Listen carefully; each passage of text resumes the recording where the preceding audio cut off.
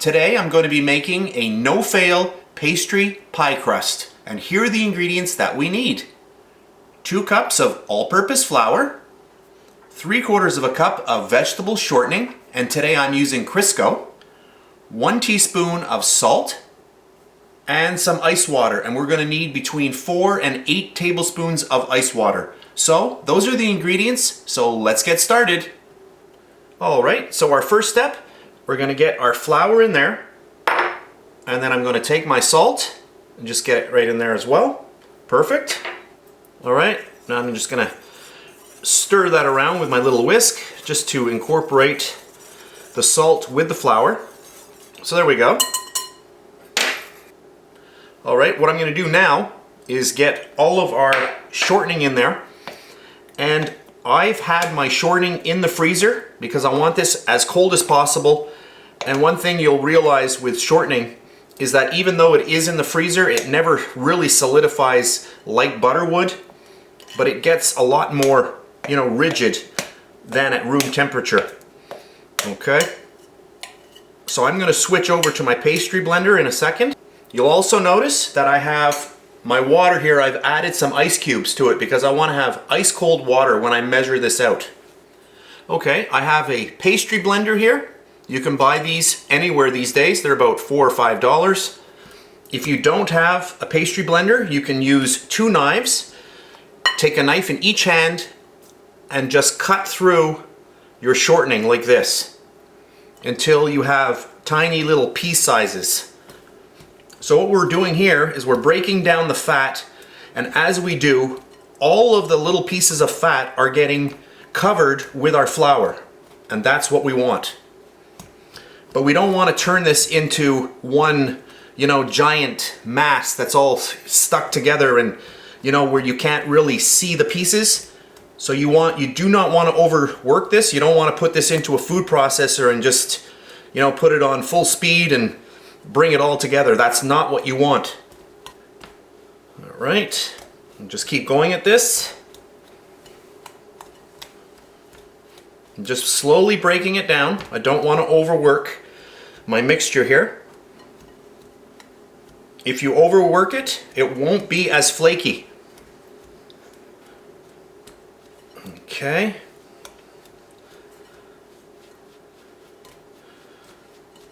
And then you can just gather up all of your mixture just like this. So you can just check through it and see. We're almost there. And there we go. I can really feel it coming together. You'll start feeling the mixture. It starts getting a little bit more sticky as it really starts to incorporate. And at that point, it's time to stop. So there we go. Okay, so now is the time we're going to add in our water. So I've got my little tablespoon measure. I've got the ice cubes in there, so we know that this water is very, very cold. So I'm just going to sprinkle on 1, 2, 3,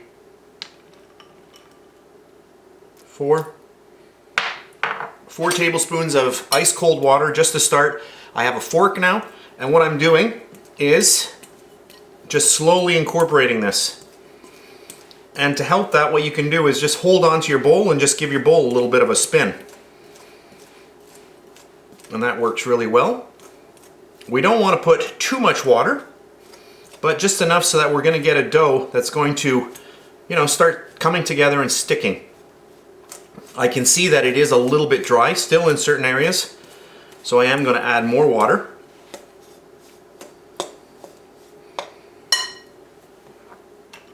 All right. So let's go 1,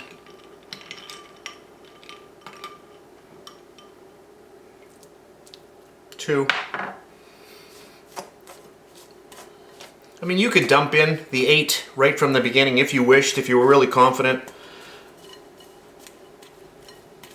When I'm making this and I'm not doing a video, I just do it by eye because I just kind of know. Just after a while, you just know. Certain things you don't really have to measure. You just kind of look at your dough and you know exactly. You can see now it's coming together. You know, and I'm not really pressing down. I don't want to overwork this dough. See that? So now, just take it in your hands and look at this. You see how it's just sticking together very nicely now? Look at this. And at that point, that is good. Depending on where you live, you may need that 8 tablespoons of water. You may even need a little bit more. It all depends. You know? There we go. And that's nice. Beautiful. I like that. Look at that.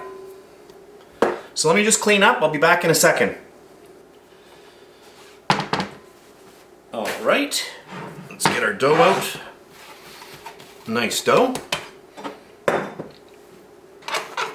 I have a little tool here. This is called a bench scraper.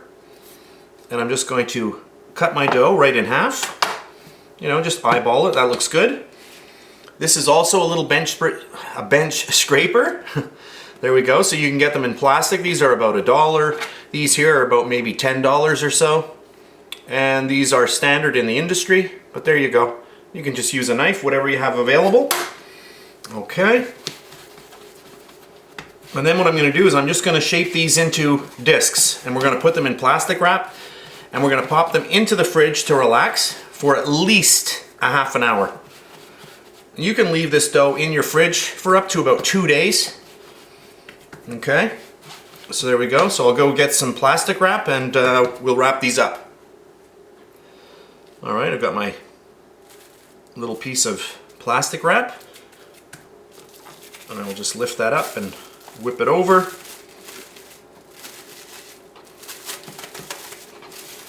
And we'll fold this up. And then into our fridge to cool it. So there's number 1. And then number 2.